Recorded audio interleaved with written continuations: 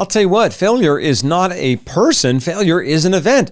Every time I have tried to move forward, I have failed again and again and again. And at this point in my life, I'm kind of proud of it. I'm kind of proud that I've probably failed more than I've succeeded. But every great baseball player knows this. I mean, the greatest baseball players in history never batted 1,000. I think the greatest one, his batting average is something like 350. What that means is 650 times out of 1,000, they pitched the ball at him, he swung and he missed. And yet they continued to swing. You see, it's only really failure when you stop swinging.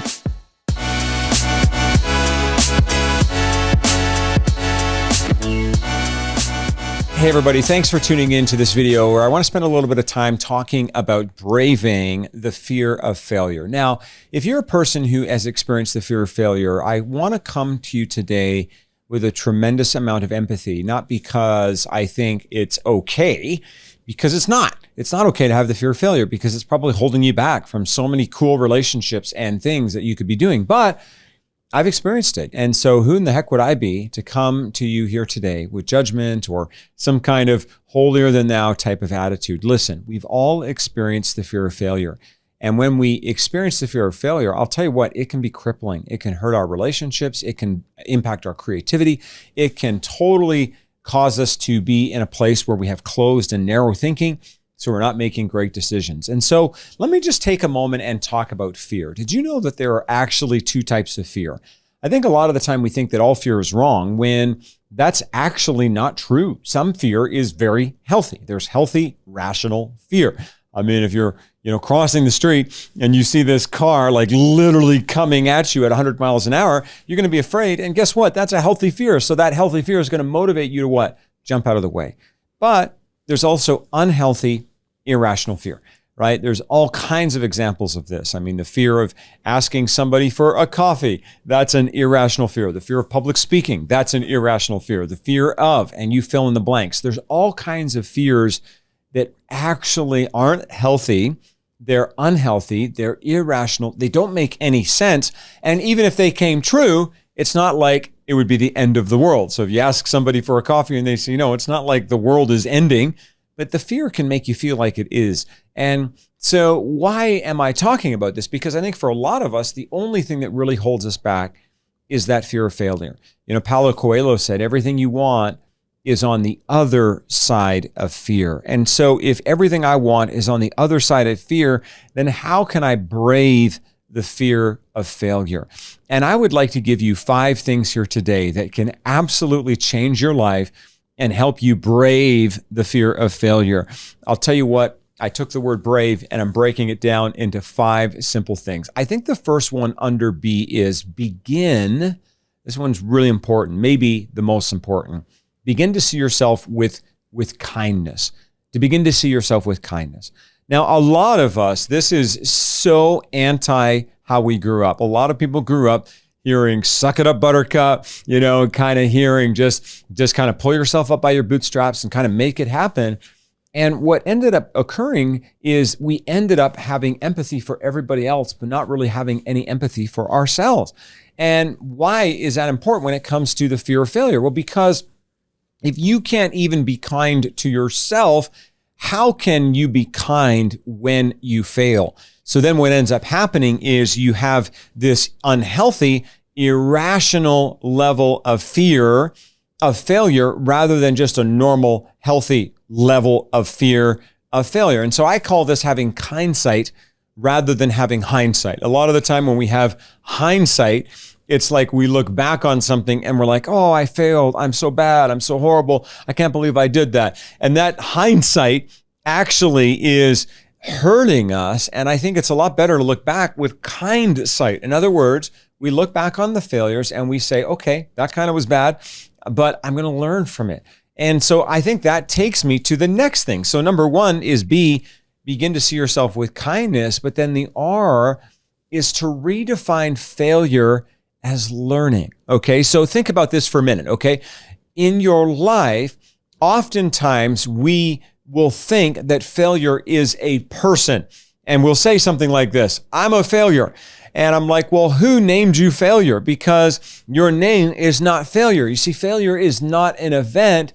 It's not a person. Failure is an event.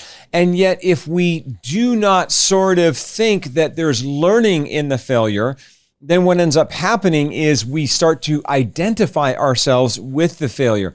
Did you know that 58% of the richest people who have ever lived, 58% of the millionaires in the world, have actually failed by going through bankruptcy? And if you think about that, you think to yourself, that's huge. That's a big number. 58% of those who made their money, not by having it handed to them, but actually by working for it. I'll tell you what, 58% of those people went through bankruptcy once. Think about it. Most of the most successful people in the world that you and I both know have failed and failed and failed and failed. I mean, give me an example. Well, how about Michael Jordan? Michael Jordan was cut from his high school basketball team. How about Oprah Winfrey? Oprah Winfrey was fired from her job as a television reporter because she was told that she wasn't good enough to do TV. Think about Dr. Seuss. I mean, that famous guy, Dr. Seuss, he actually was rejected by 23 different publishers. And on the 24th, he actually sold 6 million copies. I mean, the list goes on and on. Think of, Chicken Soup for the Soul. They were rejected by 140 different publishers, but every one of those failures they learned from. I can tell you about this in my own life. I'll tell you what, failure is not a person. Failure is an event. Every time I have tried to move forward, I have failed again and again and again. And at this point in my life, I'm kind of proud of it. I'm kind of proud that I've probably failed more than I've succeeded. But every great baseball player knows this. I mean, the greatest baseball players in history never batted 1,000. I think the greatest one, his batting average is something like 350. What that means is 650 times out of 1,000, they pitched the ball at him, he swung and he missed. And yet they continued to swing. You see, it's only really failure when you stop swinging. If you're like, I swung and I didn't hit it, therefore I'm taking my toys and I'm going home. Guess what, friends? That's I guess you could say the real failure. But if you're that person who says, I'm okay to keep on swinging, because the 350 times that I hit out of 1,000 are going to make me a legend. And so I'm going to keep swinging. But every time I swing, I'm going to get a little bit better. So if you want to overcome the fear of failure, the first thing is begin to see yourself with kindness. The second thing is to redefine failure as learning. But then the third thing, and I think this is where we have to kind of be honest, is to acknowledge the impact of other people's opinions. A little while ago, I had a coaching client and she had approached me asking for help to write her book. So she wanted to hire me as a coach to help her write a book. I've written some books, and so she thought I could help her, and I absolutely was very happy to help her. And so we started working together, and after a couple of sessions, she started making traction. She was moving in the right direction. It was all good. But then, guess what happened? She went home to her husband one day and told her husband, I don't know, I guess she hadn't told her husband about the fact that she was working with a coach on writing her book. And her husband looked at her and he said, why are you going to do that? And, his face got all scrunched up and he's like, nobody's going to read your book. That's a dumb idea. And so this lady actually, after that conversation, phoned me and said, I'm going to have to stop working with you as a coach because I don't think I can fulfill this dream of writing a book anymore. And I was kind of flabbergasted because we'd made a lot of progress. And so I said to her, well, what happened? And she told me about this situation with her husband. And of course, the toxic words and negative energy of her husband had impacted her to the level that, of course, she didn't want to keep writing her book. Why? Not because she was a failure, but because the opinions of other people had really, really impacted her. Now, I'm happy to say that she divorced that guy. No, I'm just joking. She divorced that dirtbag. No. But we had a conversation after her and I about how to set boundaries with him. Because I asked her, do you still want to write the book? And she's like, absolutely. And I said, okay, so the problem isn't you writing the book. The problem is the impact of the opinions of other people on your ability to accomplish. You see, I think a lot of us just think it doesn't matter what other people think, but what we don't realize is that it does. It gets into our soul. And it's not like we can force every person around us to be quiet all the time, but when we acknowledge the impact of their words and their opinions on us, it then allows us to be intentional about how much we're going to allow that to influence us. And I'm so happy to say in her case, she decided it didn't really matter what her husband thought. And so she decided to go ahead and write her book, and she wrote her book. And I'm so proud of her for doing that. But the first step is you got to acknowledge, like, what people think about you actually does matter. But then what are you going to do with it? Are you going to allow that to be the determining factor in the choices that you make? Or are you going to step into your own identity and your own sense of worth and value? People find themselves all the time doing things that other people have told them to do, or other people have expressed their opinion that isn't even in line with who they are. And that doesn't make them a bad person. It doesn't make them weak. What you got to do is acknowledge it and then be intentional. Where am I going to go? And so that's the third thing. I hope that helps you. Let me go ahead and go into the fourth one. If you're going to brave the fear of failure, number one, you got to begin to see yourself with kindness. Number two, you got to redefine failure as learning. Number three, you got to acknowledge, what other people think about me matters. But number four, and I love this one, you got to visualize success.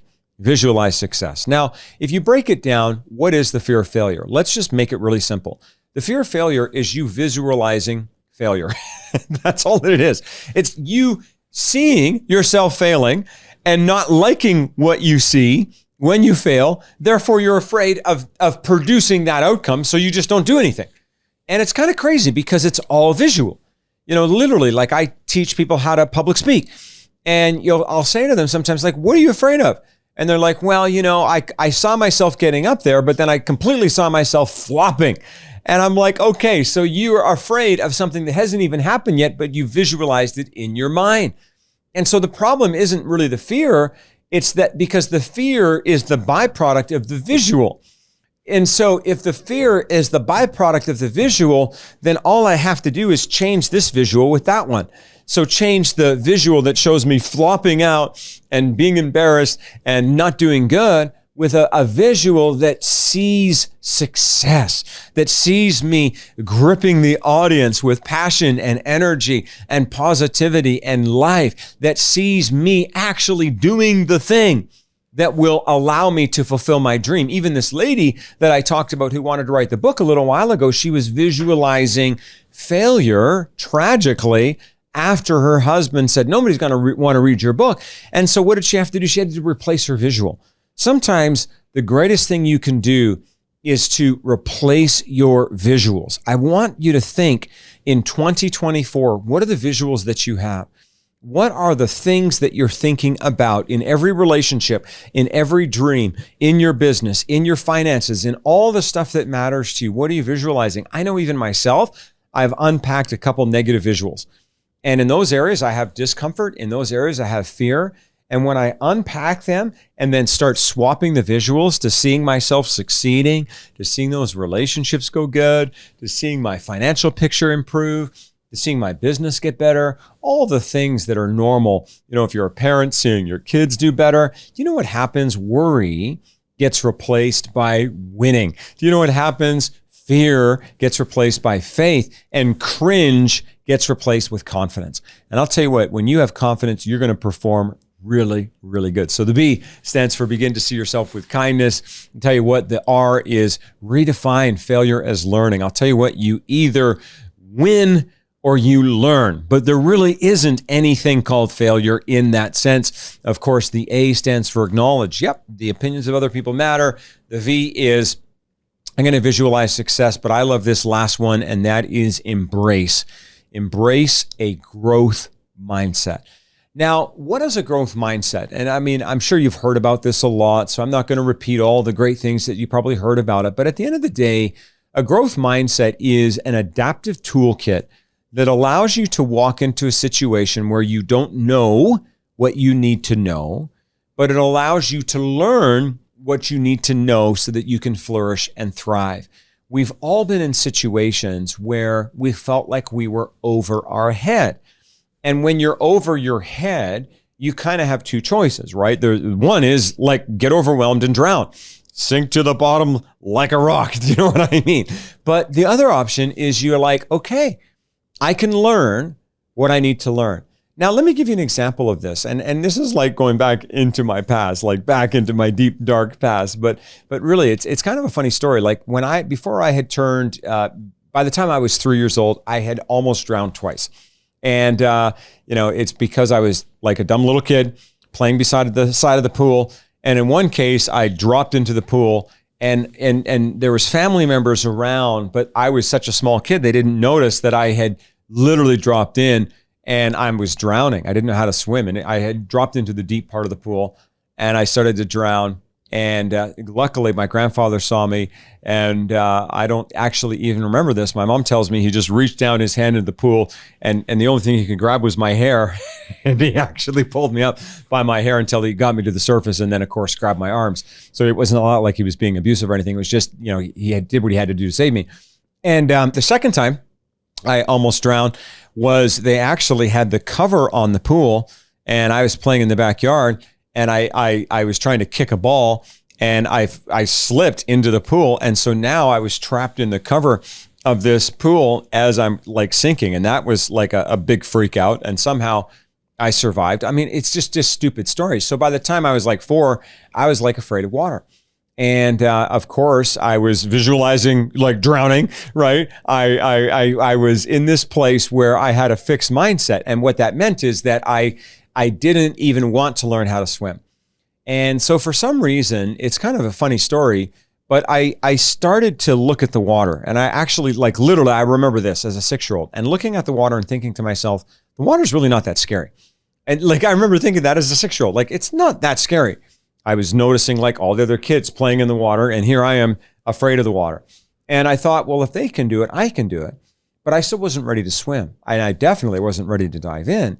But what I started to do is I remember like one day I thought, well, I'll go up to the water to my knees. And that's what I did. And then a couple of days later, I had enough confidence. I went up to my waist. I mean, like true story. And then a little while later, I remember like going up to like, my belly button, my abdomen or whatever, like some 6-year-old kid. And I got up to there. And then at that point, I was like up to here. More than half my body was in the water. And again, I'm looking at all the other kids. And I'm thinking to myself, like, if they can do it, I don't know why I can't do it. Like, is there something weird about me? I can't swim. And so you know what I did? I just remembered launching, not diving, but just because remember, I was already up to like my abdomen and I just kind of launched and I tried this little doggy paddle and everything was going really fast. And I remember for the first time in my life, I'm actually swimming. Like, I can't believe this. I'm swimming. And like literally from that point until now, I love to swim. You can't get me out of the water, right? I mean, my wife and I, we just bought a place in Florida a little while ago just because we just love to swim so much. And we live in Canada and like you can swim in our natural bodies of water like 1 month a year. You know what I mean? If you're lucky, because it's like the Great White North. And so I thought Florida would be a wonderful place so that I can actually swim lots. And all my kids love to swim and we've taught them how to swim. And it's such a great thing. And I know that's a silly example, but of course, I had a protective mindset as a result of the things that happened. Like I almost drowned and some 2-3-year-old kid didn't understand what was going on. But just gradually, it wasn't all at once, but I started to embrace a growth mindset. And a lot of that was just looking at other people. And rather than looking at other people and letting their success break me, I borrowed from their success. And I thought, if they can do it, why can't I do it? And I know that's kind of weird because a lot of the time we hear about comparison today and we think that all comparison is bad. But what if there's a part of comparison that's good for you? What if there's a part of comparison with a growth mindset that would allow you to say, hey, if they can do it, I can do it too. If that guy can build a great business, why can't I? If that lady can be an amazing public speaker, why can't I? If that person can put their marriage back together, why can't I? If that person can move in recovery from addiction or severe depression or anxiety, why can't I? Rather than looking at other people and saying, oh, I'm not like them, they're so much better than me, and then we get defeated because we have a fixed mindset, why not have a growth mindset. And so if you want to brave the fear of failure, let me sum it up really simple with 5 things. Number 1, please begin to see yourself with kindness. You deserve to be kind to yourself. Number 2, redefine failure as learning. There really isn't failure. It's all that I either win or I learn. The third thing is acknowledge. Acknowledge that other people's opinions does impact you, and it doesn't make you weak. It makes you normal, but then be intentional about if you're going to let those opinions drive you. And I don't think you should. I think your opinion of you should drive you. And then V, visualize success, because what you see is what you'll create. And then, of course, embrace a growth mindset. And as you do that, you will brave the fear of failure. And can I just share one more thing? Cultivate a circle of success. I'll tell you what, get around winners, right? Get around people who are moving forward. You're like, where do I find this group of people? Go to failuretoflourishing.com. We will create a circle of winners around you. Together, we're building a movement that's changing the world, and we'd love for you to be a part of it. And so thank you so much for tuning in. And again, go to failuretoflourishing.com and let's brave the fear of failure together. I'll see you in our next episode.